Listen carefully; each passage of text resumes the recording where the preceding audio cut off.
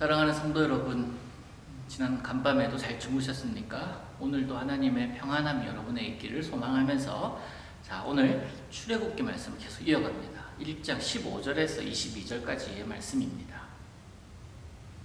제가 공독합니다. 애굽 왕이 히브리 산파 십브라라 하는 사람과 부아라 하는 사람에게 말하여 이르되, 너희는 히브리 여인을 위하여 해산을 도울 때에 그 자리를 살펴서 아들이거든 그를 죽이고 딸이거든 살려두라.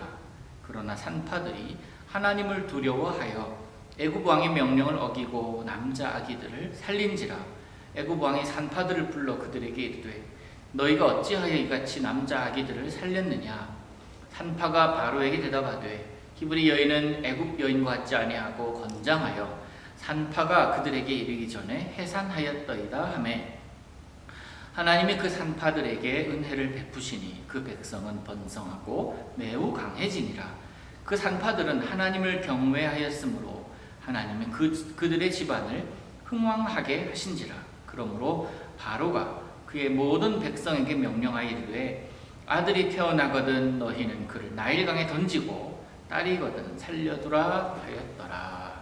아멘. 바로가 이스라엘 백성들의 번성을 보면서 두려워합니다. 그래서 그 이스라엘 백성들을 힘으로 누릅니다. 결과론적으로 볼 때 이것이 출애굽하게 하시는 하나님의 결단을 재촉하게 한 결과라고도 볼 수 있지 않겠습니까? 힘에 눌리고 그래서 굴복하는 것이 다 지는 것만은 결코 아닙니다. 그 모습을 하나님은 보고 계시고 그 모습을 통해서 하나님은 영광 받으시는 분이십니다. 또한 하나님의 계획을 이루시는 분이십니다. 나아가서 하나님을 경외하는 모습으로 우리를 살게 하시는 그런 계기가 되게 하십니다. 하나님을 경외하는 자, 오늘 산파들의 이야기가 나오는데요. 그 모습을 한번 보겠습니다. 이 산파들 역시 바로 왕의, 이 애굽 왕의 통치 범위 안에 있는 자들입니다. 그렇지만 그들이 두려워하는 것은 이 애굽 왕이 아니라 하나님이었습니다. 눈에 보이는 것을 두려워하지 않고 눈에 보이지 않는 것을 두려워함. 바로 왕을 두려워하지 않고 하나님을 두려워함. 그들은 무엇 때문에 이 하나님을 두려워했을지 성경은 기록하지 않습니다만 결국 그 모습으로 인해서 그들은 하나님의 은혜를 경험을 하게 됩니다. 하나님의 나라는 이 바로의 명령을 두려워하지 않았던 이 산파 두 사람, 이 히브리 산파의 믿음에서부터 시작이 되는데, 이 두 산파는요, 그 이름이 정확하게 성경에 기록되어 있습니다. 십브라라 하는 자와 부아라 하는 사람. 하나님께서 그 이름을 잊지 않고 계신다라는 거예요.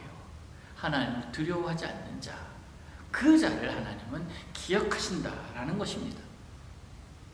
애굽의 왕들은 히브리인들의 인구를 줄이기 위해서 남아 살해 정책을 씁니다. 그 과정을 둘러볼 수 있는데요. 첫 단계는 오늘 본문에 적혀 있는 대로 산파들을 이용합니다. 너희들이 이 아이를 받을 때에 남자 아이면 죽이고 여자 아이면 살려두라. 그런 명령을 내립니다.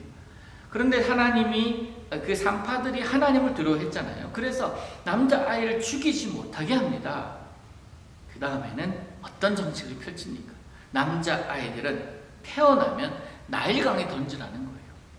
그게 22절에 나옵니다. 아들이 태어나거든 나일강에 던지고 딸이면 살려두라. 출애굽기 시작하면서 하나님의 약속의 땅 가나안에 들어가기 위해서 그들은 대가를 치러야만 한다고 말씀드렸었습니다. 대가 없는 열매는 없습니다. 그 대가 크든 작든 간에 우리 인생에 있어서도 마찬가지로 무엇이든 대가는 필요합니다. 그런데 우리에게 대가지만 하나님은요, 그 대가에 대한 열매를 미리 준비해 두신 분이라는 사실을 우리는 잊지 말아야 합니다. 대가 지불을 두려워서 대가를 지불하지 못할 때 이미 예비해 두신 그 하나님의 대가에 대한 열매, 그 결과는 결코 볼 수가 없습니다. 대가 지불을 두려워서 그 대가 지불하지 않는다면, 다시 말해서 하나님 뜻대로 우리가 살아가지 못한다면 그 뜻을 하나님도 우리에게 우리를 통해서 펼치실 수가 없는 것 아니겠습니까? 여러분, 오늘을 살아가면서도 오늘의 얻을 열매를 위한 대가가 분명히 필요할 것입니다.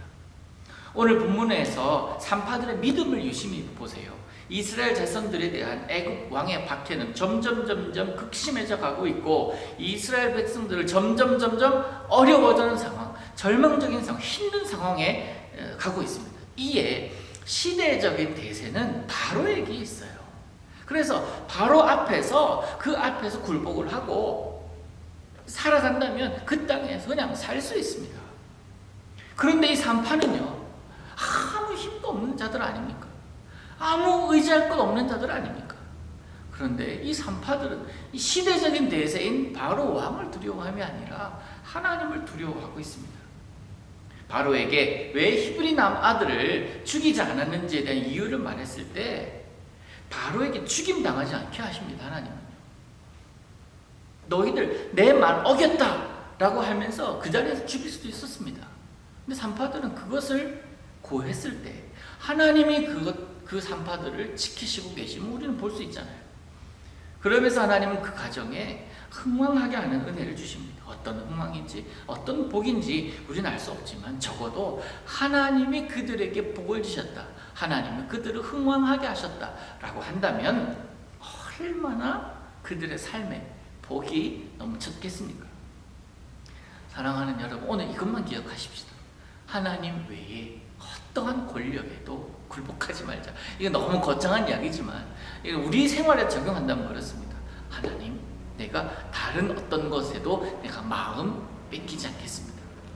하나님 뜻 안에서 내가 말하고 뜻 안에서 내가 살아보겠습니다 하는 그 결단이에요.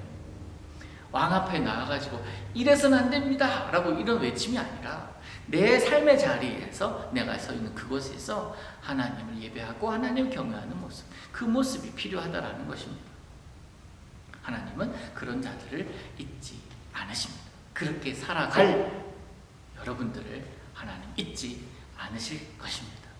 살아계신 하나님 아버지, 하나님을 기억하며 하나님을 두려워하는 자로 오늘 살게 하여 주옵소서. 산파들을 보면서 하나님 어떻게 그럴 수가 있을까, 무섭지 않았을까 라고 우리는 생각하지만 그럼에도 불구하고 그들은 하나님을 두려워하는 삶을 살았을 때 주시는 하나님의 복을 경험했듯이 오늘도 세상에 돌아가는 상황을 두려워함이 아니라 오직 하나님 바라보며 살아가는 믿음의 사람들이 되게 하여 주옵소서. 예수님의 이름으로 기도하옵나이다.